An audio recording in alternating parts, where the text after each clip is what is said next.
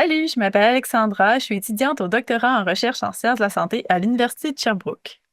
Et moi, c'est Dominique. Ce mois-ci, à Santé sans détour, on rencontre Annabelle qui discute avec la professeure Stéphanie Mérucha. On parle de recherche en activité physique et de comment l'intégrer dans notre vie au quotidien. Par exemple, quelles sont les recommandations en activité physique? Comment peut-on surmonter les barrières à la pratique d'activité physique? Comment notre poids peut-il affecter notre pratique d'activité physique et vice-versa? On tente de répondre à ces questions et à beaucoup d'autres tout en présentant des idées pour s'activer au quotidien. C'est parti!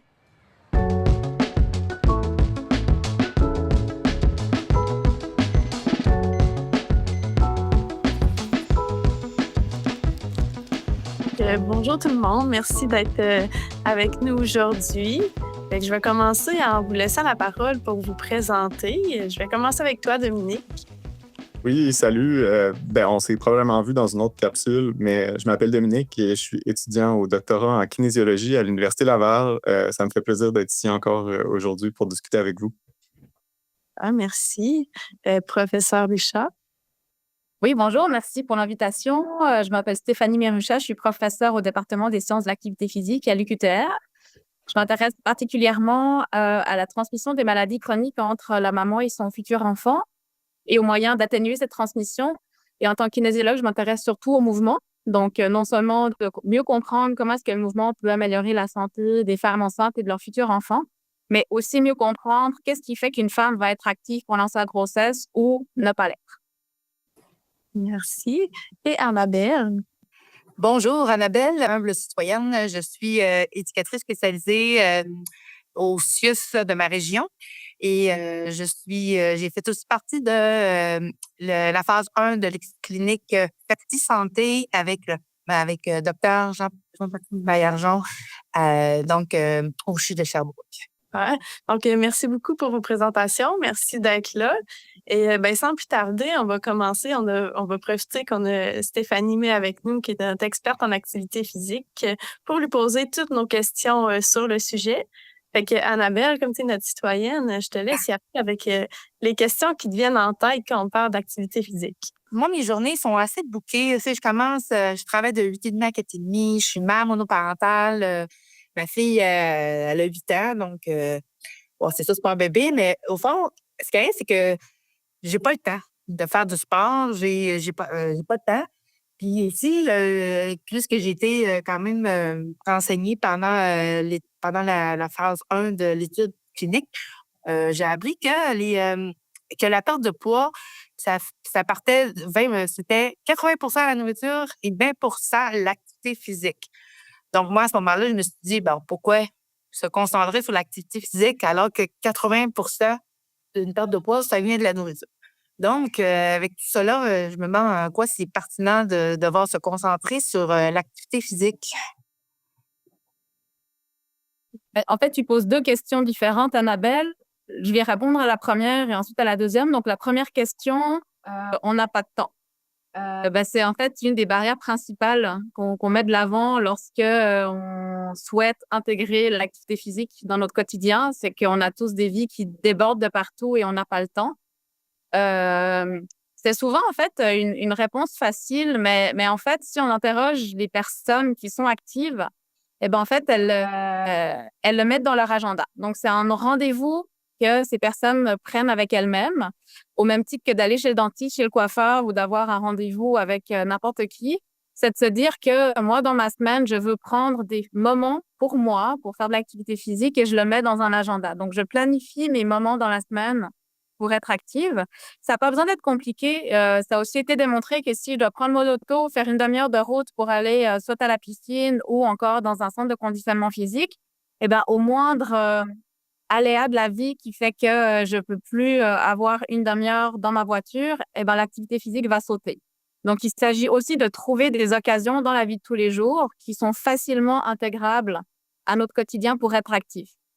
Et puis, il faut savoir que chez l'adulte, en fait, on parle certes de 150 minutes d'activité physique modérée à vigoureuse dans la semaine, mais qui peuvent être pratiquées minimalement sur des portions de 10 minutes. Donc, on n'est pas obligé de faire 1 heure d'affilée ou une demi-heure d'affilée. Ça peut être des portions de 10 minutes qu'on accumule dans la journée.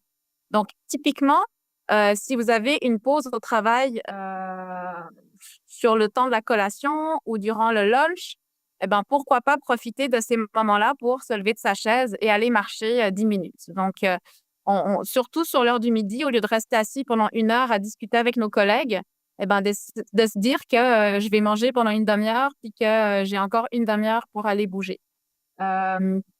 Autre idée, si on a un grand stationnement devant la maison ou si on peut prendre l'autobus ou au lieu de prendre l'ascenseur, je prends les escaliers. Donc, c'est d'essayer vraiment de trouver toutes les petites opportunités dans sa journée pour être davantage active.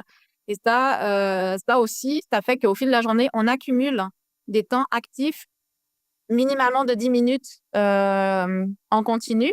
Mais disons que si on est capable de le faire 3 fois dans la journée, on a déjà fait notre demi-heure d'activité physique dans la journée. Donc, il ne faut pas voir l'activité physique comme étant automatiquement quelque chose qu'on doit faire sur une longue période de temps.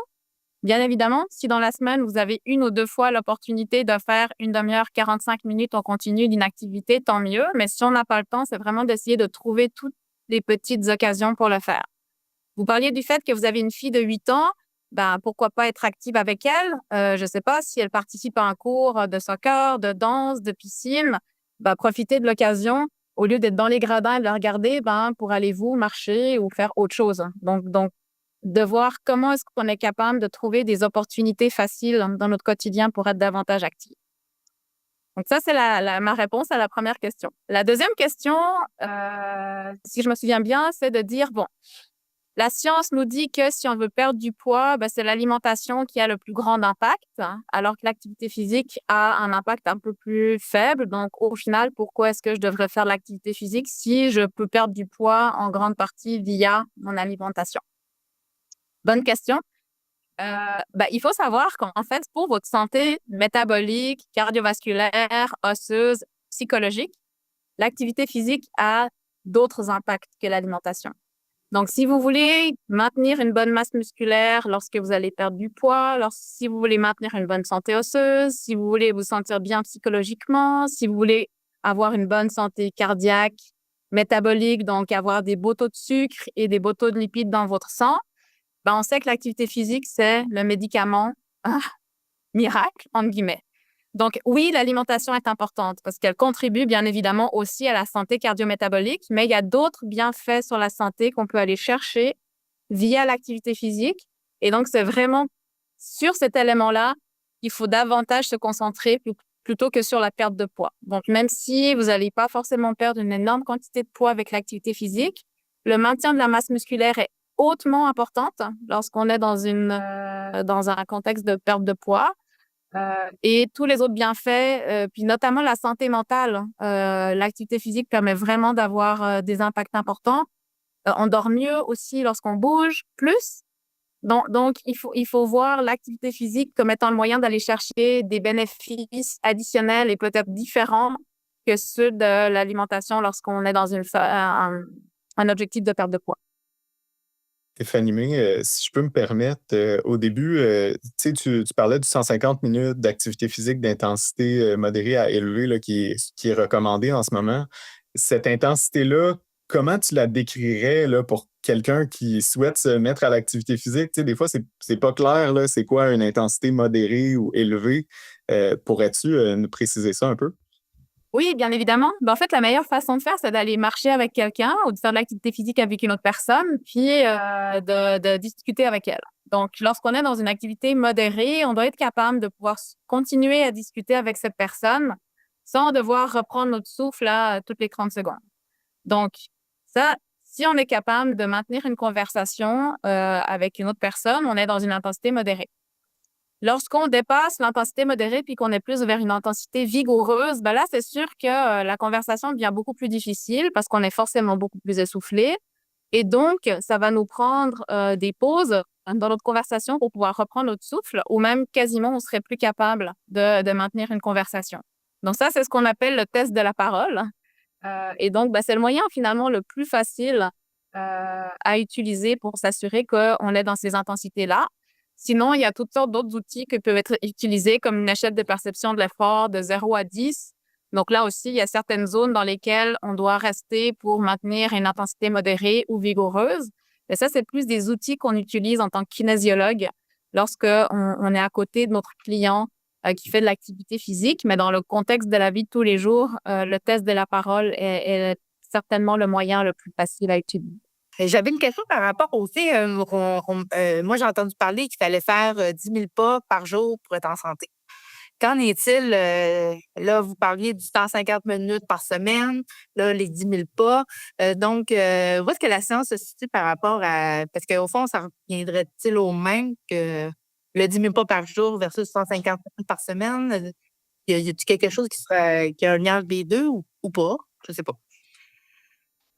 C'est une bonne question. Ben, en fait, le nombre de pas, on le calcule avec un podomètre. Puis, bien évidemment, ça dépend de la cadence. OK? Donc, si on marche rapidement versus moins rapidement, en fait, on va accumuler plus de pas si on marche vite que si on marche lentement. Donc, le nombre de pas, c'est un bon indicateur, en fait, pour savoir si, finalement, dans la journée, on bouge beaucoup ou pas. Et puis, on a, en fait, des fourchettes où on sait que si, par exemple, on tourne autour du 5 000 pas par jour, c'est que clairement, on n'a pas beaucoup bougé dans la journée et donc on est plutôt sédentaire parce qu'on est resté très assis. Donc, on a peu bougé dans la journée. Et puis, le fameux 10 000 pas, voire parfois même un peu plus, là, une fois qu'on arrive vraiment dans le 10 000 pas, ça veut dire qu'on a une personne qui bouge plus. Par contre, le nombre de pas ne nous renseigne pas sur l'intensité d'exercice qu'on fait.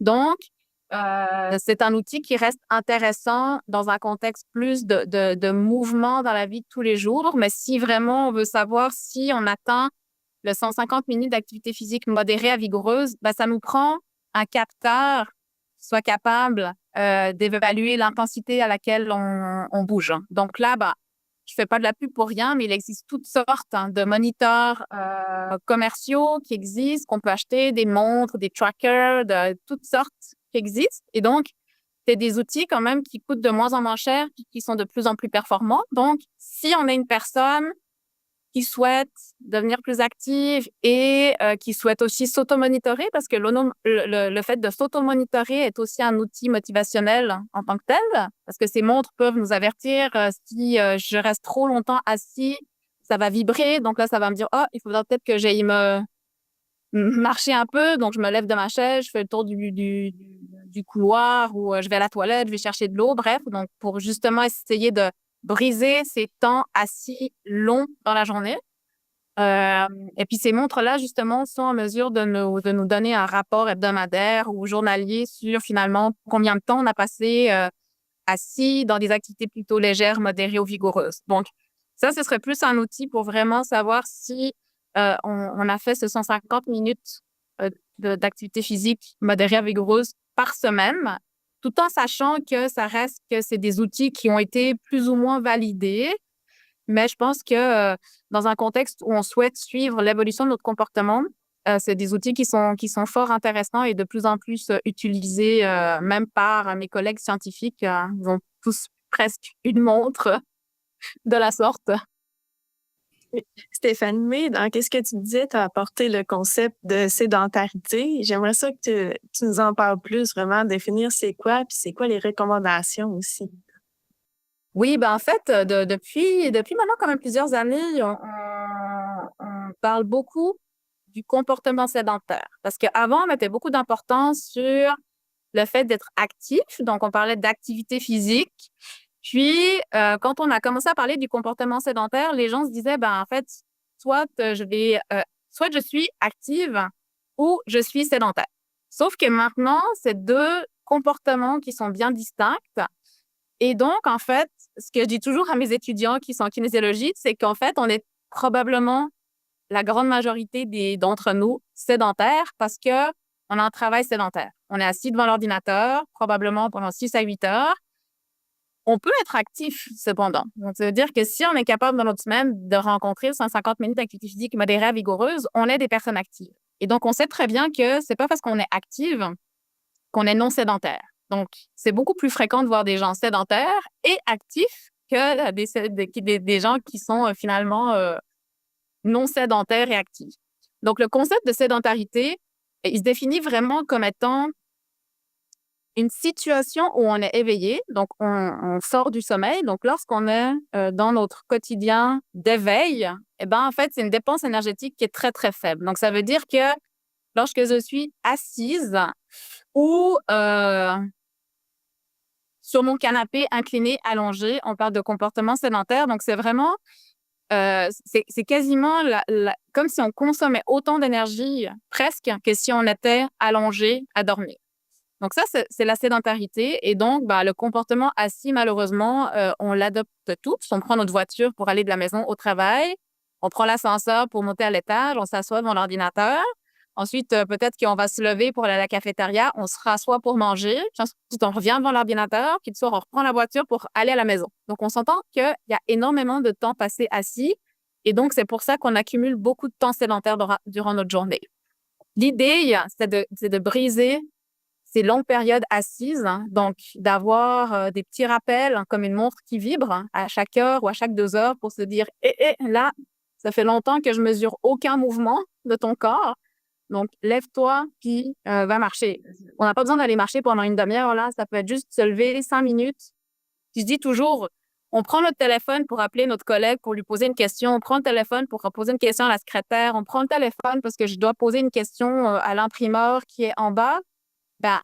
On se lève, puis on va vers les personnes pour leur poser la question. Juste ça fait que je marche. Remplis pas ta bouteille d'eau au complet pour ta journée. Remplis juste un quart. Elle va se vider, tu vas devoir te lever, aller à la fontaine, re-remplir et revenir. Donc, c'est toutes des choses, en fait, où on devrait comme penser le quotidien pour qu'il soit aménagé de sorte à ce qu'on soit obligé de bouger de la chaise. Donc, ce concept de sédentarité-là, il est de plus en plus présent.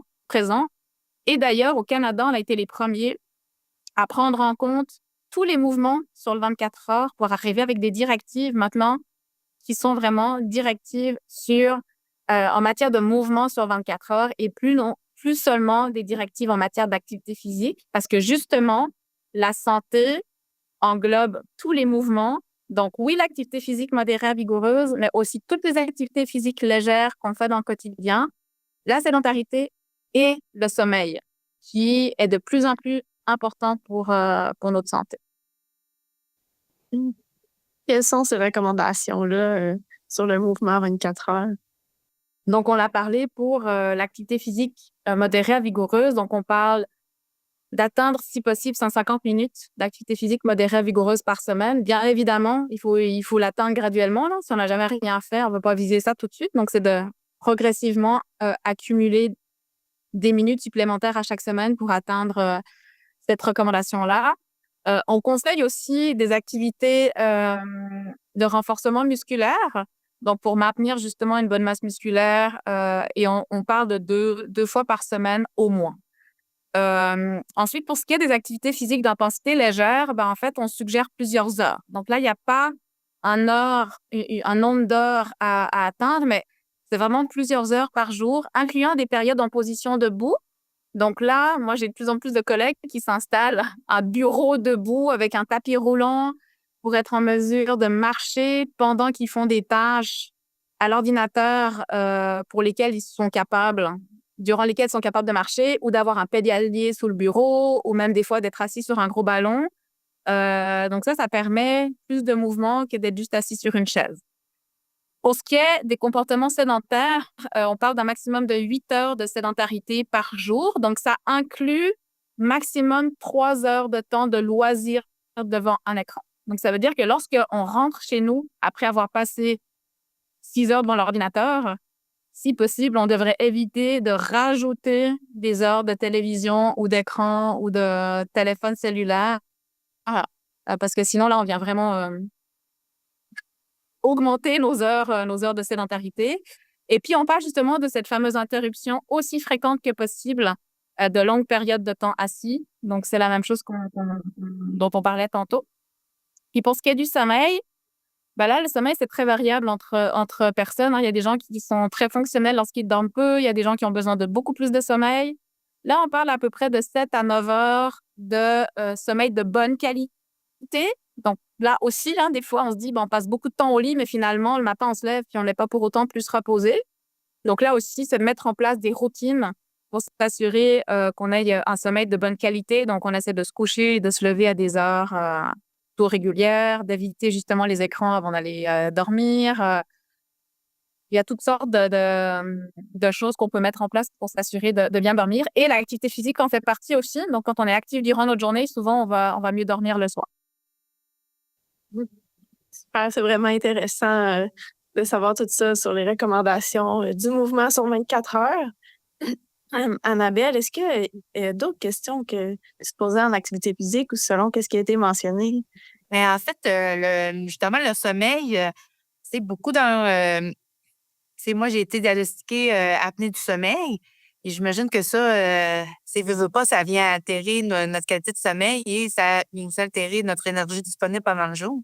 Donc, je sais que ça n'a pas vraiment en lien avec l'activité physique, mais je trouve que, trouvez-vous que, bon, on peut-être on s'égare, là, vous allez ramener si jamais c'est le cas, mais on fait pas beaucoup de prévention, justement, pour l'apnée du sommeil, qui a beaucoup d'impact, je trouve, pour les personnes qui en souffrent. Mais pour revenir, sinon, vers l'activité physique, donc, c'était mon opinion sur la prévention de l'apnée du sommeil. Mais pour revenir à ma activité physique, moi, j'ai bientôt 39 ans, j'ai été grosse toute ma vie. Puis quand je parle de toute ma vie, c'est à partir de l'âge de 8 ans, là. Veut pas, l'activité physique en un surpoids, c'est déjà assez difficile juste se présenter dans une salle de sport. Et aussi,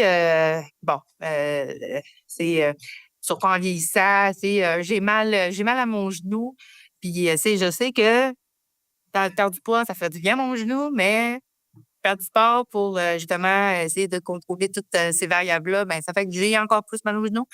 Donc, je me trouve pas plus avancée au niveau de pouvoir justement augmenter mon activité physique par rapport justement aux douleurs articulaires qui apparaissent dans mon corps avec l'âge, le surpoids et qui est empiré par l'activité physique. Donc, qu'est-ce qu'on fait dans ce cas-là? On abandonne? Non, idéalement pas.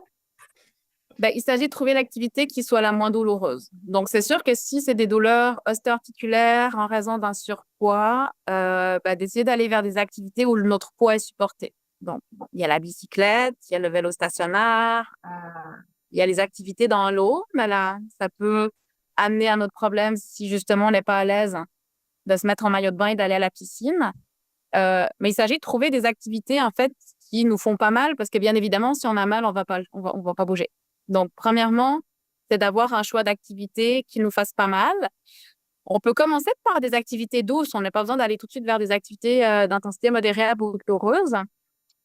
Puis, si notre obésité nous cause des symptômes, donc des incapacités physiques et justement ce genre de douleur, c'est là où une perte de poids peut être ou devrait être envisagée. Parce que les nouvelles directives sur la perte de poids, puis là, on déborde un petit peu, puis je ne suis pas l'experte en perte de poids, mais c'est qu'une personne qui est en surpoids ou obèse puis qui a 0 symptôme, en fait, on est plus dans un contexte de revoir ses habitudes de vie pour s'assurer qu'elle reste en bonne santé cardiovasculaire, métabolique, sans forcément viser une perte de poids. La perte de poids, en fait, elle est indiquée à partir du moment où on a des symptômes associés. Et les symptômes musculo-squelettiques, les limitations physiques font partie des symptômes de l'obésité. Et donc, c'est une indication pour une perte de poids. Donc, si vraiment il y a des douleurs qui nous empêchent de bouger, c'est d'essayer de perdre du poids via l'alimentation dans un premier temps, vu que précédemment, on l'a dit que c'était l'alimentation qui pesait le plus lourd dans la balance lorsqu'on souhaite perdre du poids. Puis que tout en bougeant un petit peu, mais faire des activités pour mobiliser son corps, puis là, peut-être que c'est juste de diminuer nos temps sédentaires, bouger dans la journée de plus en plus. Puis avec la perte de poids, l'impact sur les articulations sera moins important. Et là, progressivement, on va pouvoir augmenter son niveau d'activité physique, sa dépense énergétique via ces activités et pouvoir en faire plus.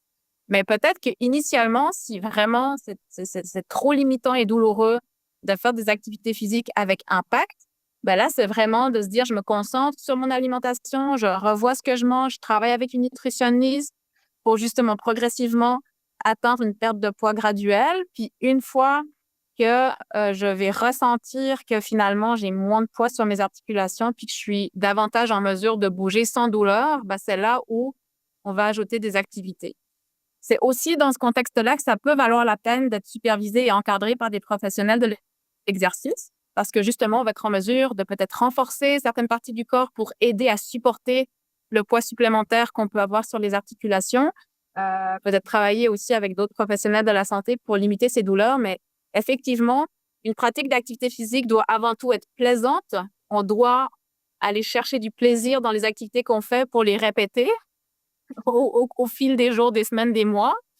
Et puis, ben, pour qu'une activité soit plaisante, bien évidemment, il ne faut pas qu'elle nous fasse mal et qu'on ne puisse plus bouger pendant 3-4 jours après avoir été marcher pendant une demi-heure, par exemple.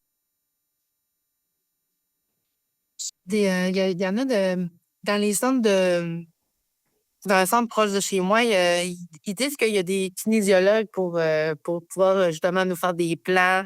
Est-ce que moi, je me demande que c'est vraiment des kinésiologues qui sont engagés par ce genre par les gyms. Comment on peut être sûr que quelqu'un qui se présente kinésiologue l'est vraiment? Ben, ça dépend des gyms.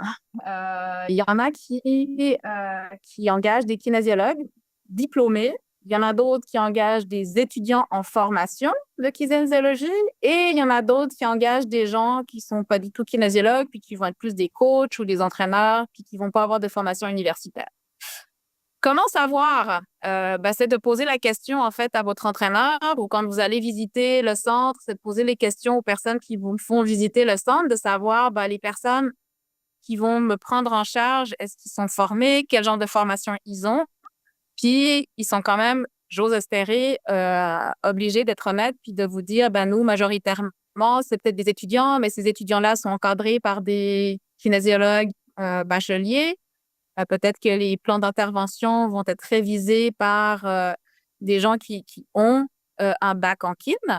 Mais effectivement, c'est important de s'informer au préalable. Et même, je dirais que lorsqu'on a une problématique de santé spécifique, puis si on veut aller justement plus vers une perte de poids et autres, là, de nouveau, c'est hyper important d'être encadré par des gens qui ont une bonne connaissance de la problématique de santé qu'on présente. Puis faire très attention aussi parce que parfois, les gyms aussi vont vendre toutes sortes de plans alimentaires qui vont être faits par des gens non nutritionnistes. Donc là, de nouveau, si on veut vraiment être bien pris en charge, puis s'assurer que on va avoir une perte de poids qui soit graduelle, puis on vise toujours le maintien à long terme d'une perte de poids. Mais là, c'est important d'être vraiment encadré par des diététistes qui sont membres de l'Ordre des diététistes du Québec et par idéalement un kinésiologue diplômé. Mais justement, des fois, sur Internet, on voit des programmes, là, justement, d'entraînement et de nutrition, là, offerts par par n'importe qui, finalement, là. Et je vois que ça a quand même du succès beaucoup autour de moi. C'est facile, tu fais ça sur Internet, c'est chez vous. Puis tu peux t'acheter des petits sachets de protéines qui viennent avec. Puis on parle de 200 $ par mois, là, juste pour ça, là. Donc, mais comment on fait justement pour... parce que est-ce que c'est bon, c'est mauvais? Mais c'est sûr que j'imagine qu'au niveau des protéines en poudre, on met ça de côté. Mais pour ce qui est des entraînements là, en tant que tel, est-ce que 200 $ pour faire de l'activité chez soi via des vidéos? Pour moi, c'est très dispendieux, là. C'est un énorme marché. Puis en fait, pourquoi est-ce que c'est un marché en expansion? C'est parce qu'il y a de plus en plus de gens qui tombent dans ce genre de panneaux. Puis quand on est aux prises avec un problème de poids, d'image de soi, de dépression, en fait, la seule chose qu'on veut, c'est perdre le plus de poids le plus rapidement possible parce qu'on pense que ça va être la pilule miracle. Donc, bien évidemment, quand quelqu'un a une super publicité vendeuse et qui vous dit que moi, je suis capable de vous faire perdre du poids par des moyens faciles et autres, les gens, ils sont tellement désespérés qu'ils vont mettre beaucoup d'argent là-dedans, sauf que c'est leur porte-monnaie qui va fondre comme neige au soleil. Puis en bout de ligne, en fait, on sait très bien que ça ne marche pas. Même dans des contextes d'études bien montés, avec des programmes supervisés par des chercheurs, par des nutritionnistes, des clean, on sait très bien que la perte de poids est très difficile à maintenir sur le long terme. Même lorsque tout a été fait selon la science, on sait que c'est difficile. Donc, imagine-toi lorsque tu vas perdre une quantité de poids importante sur très peu de temps. Non seulement ça détraque tout ton organisme, ta balance énergétique, ta dépense énergétique, ton métabolisme de repos, donc forcément tu vas reprendre du poids. Puis souvent, c'est des gens qui reprennent encore plus de poids. Donc, ils tombent dans une spirale infernale de yo-yo. Donc, tu perds, tu reprends, tu perds, tu reprends. Donc, au final, une année plus tard, tu es encore plus obèse que ce que tu l'étais avant de commencer. Donc, c'est pour ça qu'il faut faire très, très attention à ce genre de publicité et il faut bien s'entourer. Donc, je pense qu'il ne faut pas hésiter d'en parler. Si on a un médecin de famille puis que clairement, on a un problème d'obésité qui nous limite dans la vie quotidienne, c'est d'en parler avec notre médecin de famille, de demander des références auprès des bonnes personnes. Donc, on peut être référé vers une diététiste, on peut être référé vers un kinésiologue ou si on n'a pas accès à un kinésiologue parce que ça coûte trop cher, on peut aller vers des centres communautaires pour essayer de commencer à bouger.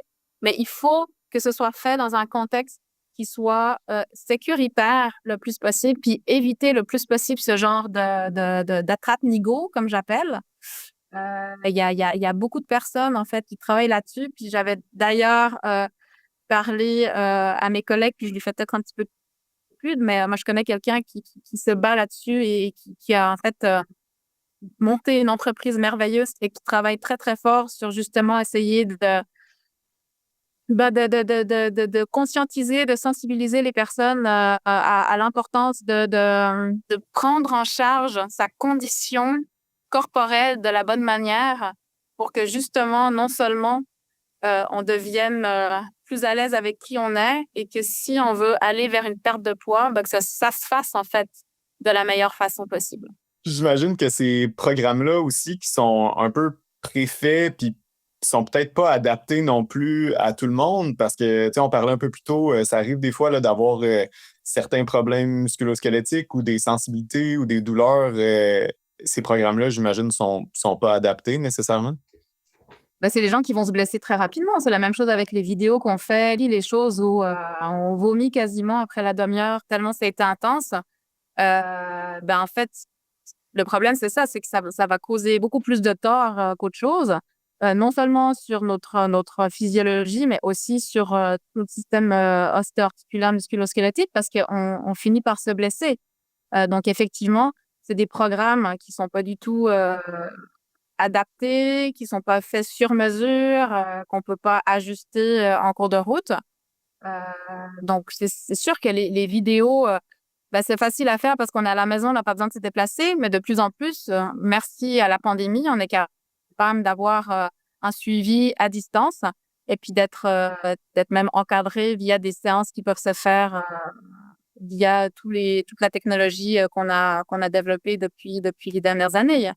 Donc, je pense qu'on est capable quand même le kinésiologue doit s'adapter à l'horaire de son client pour que justement ce soit le plus facile pour lui d'être actif. Puis, je pense que ça passe aussi beaucoup par tout ce qui est entretien motivationnel. On doit développer cette motivation vers l'activité physique et on doit développer le comportement à travers tout un discours qui est de plus en plus orienté vers justement les entretiens motivationnels pour que chaque personne trouve finalement en lui-même qu'est-ce qui le motive profondément à changer ses comportements.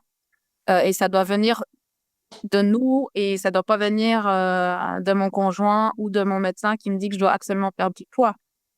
C'est un début, mais ensuite, il faut qu'on développe sa propre motivation parce que si c'est une motivation qui est externe, on sait très bien que sur le long terme, c'est beaucoup moins efficace que si ça vient vraiment de nous. Ah, merci beaucoup pour cette belle discussion. On arrive à la fin. Fait que je me demandais si, Annabelle, tu as une dernière question. Parce que, c'est pas tout le monde qui a les moyens pour avoir un kinésiologue au privé dans sa vie. On sait que les attentes au public sont hors de portée, si on peut dire. Là. Avoir des spécialistes, là, c'est à moins d'être référé directement à une clinique d'obésité. Y aurait-tu une plateforme à peu près comme le 200 $ par mois, mais qui pourrait être plus accessible pour le commun des mortels et qu'on pourrait avoir des bonnes références, puis par quelqu'un genre de reconnu au fond, là? Il existe toutes sortes d'applications pour suivre ce qu'on fait. Je pense qu'il faut revenir un peu à la base aussi, c'est que parfois on oublie que la marche, c'est ce qui est le plus facile à faire, c'est ce qui coûte le moins cher. Bon, bien évidemment, si on est aux prises avec des douleurs musculo-squelettiques, la marche, ça peut être douloureux. Mais il s'agit d'aller marcher 5 minutes, 7 minutes, 8 minutes, 10 minutes, 15 minutes, d'y aller très progressivement parce que le corps qui n'a jamais bougé ou qui a plus bougé depuis longtemps, il doit aussi se remettre dans l'action. Il doit réapprendre, en fait, à être musculairement actif. Donc, c'est de commencer vraiment par planter des petites graines. Puis c'est pour ça que des fois, au début, juste d'aller faire 10 minutes tranquillement, de revenir, puis de voir si on est capable de le faire plusieurs fois dans la journée ou juste une fois par jour, puis d'y aller de façon très, très progressive. Parce que si on se lance tout de suite dans des objectifs qui sont trop irréalistes, ben c'est sûr qu'en fait, on va pas les atteindre. Donc, la marche, c'est ce qui est le plus facile à faire. Qu'on ait un chien, avec nos enfants, au bureau, dans le quartier. Regardez autour de vous, des fois, on pense pas qu'il y a un joli parc à côté ou qu'il y a un sentier qui traverse des maisons ou même si on habite au centre-ville, des fois, il y a des parcours qu'on peut faire un petit peu hors circulation. Donc, essayer de voir si on n'est pas capable de trouver des trajets qui peuvent être intéressants. Et ça, c'est ce qui est le plus facile à faire. S'il commence à faire froid l'hiver, on va dans les centres d'achat. On marche, il y a des grandes allées, on est capable de marcher. Si en été, il fait trop chaud, pareil, hein, c'est climatisé, on y va. On commence vraiment par la base. Puis si on a besoin d'être encadré, je pense que, tout dépendant si vous avez des centres communautaires, des YMCA, il y a des endroits qui sont moins chers quand même pour avoir des cours de groupe. C'est juste de trouver ce qui nous convient. Donc, des fois, ça prend un peu de recherche avant de trouver vraiment ce avec quoi on est à l'aise, ce qui nous plaît. Mais je pense qu'il faut y aller progressivement. Et puis, le médecin de famille, je sais qu'il n'y a pas tous les Québécois qui ont des médecins de famille, mais ça peut être un médecin de famille, ça peut être une infirmière, ça peut être au bureau. Des fois, on a accès aussi à des professionnels de la santé. Donc, c'est vraiment de commencer à s'ouvrir sur un discours envers l'adoption d'un mode de vie actif et de voir qu'est-ce qui peut être implanté dans sa vie quotidienne de facile, d'accessible, puis de progressivement bâtir sur le long terme et de se dire qu'on veut devenir une personne active. Puis, je dis toujours, en bout de ligne, on devrait quasiment s'identifier comme étant une personne active parce que c'est devenu quelque chose qui est tellement inclus dans nous que quand on n'en fait plus ou pas assez, on ne devient plus bien parce que ça fait partie de soi-même. Mais ça prend des mois avant que ce genre d'habitude s'installe. Et donc, il faut être patient. Il peut y avoir des rechutes, c'est normal, comme dans tout changement de comportement. Quand on essaie d'arrêter de fumer, on n'y arrive jamais des premiers coups. Donc, il s'agit de garder le cap. Puis, à partir du moment où on a une motivation très personnelle, souvent, c'est plus facile, justement, lorsqu'on a une rechute, de repenser à cette motivation qui nous est propre pour reprendre. Pas se dire, je suis dans une rechute, j'abandonne complètement. Il faut se dire que c'est normal. C'est juste de retrouver le petit kick qui nous permet de relancer la motivation et le comportement. Bon, c'était très intéressant comme discussion. J'ai appris beaucoup aussi, puis merci à tout le monde d'avoir participé, là, très apprécié. Oui, je vous laisse un mot de la fin, Stéphanie. Le mot de la fin? Bon. Qu'est-ce que je pourrais dire? Pensez à votre journée comme étant 24 heures, OK? Puis pas juste l'heure d'activité physique. On peut commencer par se dire, je vais être moins longtemps assise sur mes fesses durant ma journée. Donc, on n'a pas besoin de tout changer radicalement, mais peut-être simplement de se dire, moi, je vais commencer en voulant diminuer mes comportements sédentaires. Puis peut-être que dans un mois, je vais dire, maintenant, je suis rendue au point de commencer à être un petit peu plus active dans ma vie de tous les jours. Donc, allez-y petit à petit, commencez par le comportement qui vous paraît peut-être le plus facile. Puis une fois que vous aurez intégré ça, puis que vous aurez eu une victoire, ça vous encouragera peut-être à continuer sur la bonne voie et changer un autre comportement. Hein? Merci beaucoup pour cette belle discussion. Merci pour votre temps et d'avoir été présent avec nous. Merci beaucoup. Merci, c'est un plaisir. Et vous, est-ce que cette discussion-là vous a donné le goût de bouger? En tout cas, moi, oui. Avec cette discussion-là, on a appris que toutes les minutes puis toutes les formes d'activité physique comptent puis sont bénéfiques pour la santé. Aussi, on s'aperçoit que c'est important de choisir une activité physique qui nous plaît pour s'assurer de la faire à long terme. Et finalement, si on ne sait pas par où commencer, il faut se rappeler que les kinésiologues, qui sont les professionnels de la santé qui se spécialisent en activité physique, peuvent nous aider à trouver des trucs pour intégrer une pratique d'activité physique qui nous convient et qui convient aussi à notre mode de vie. Et vous, c'est quoi vos trucs pour rester actifs? On vous remercie pour votre écoute et on se retrouve pour un autre épisode le mois prochain. Donc, c'est ce qui met fin à notre épisode du mois. On espère que cette discussion-là a permis de répondre à certaines de vos questions. N'hésitez pas à nous écrire en commentaire et par courriel pour nous faire part de ce qui vous a le plus marqué, pour nous donner votre avis sur le balado ou, si ça vous intéresse, de participer à une discussion. On vous invite aussi à nous envoyer vos questions qui touchent à la recherche sur la santé du cœur, le métabolisme, le diabète ou l'obésité. On va trouver l'expert ou l'experte qui va être en mesure de mieux vous répondre. On se voit le mois prochain pour le prochain épisode de Santé sans détour.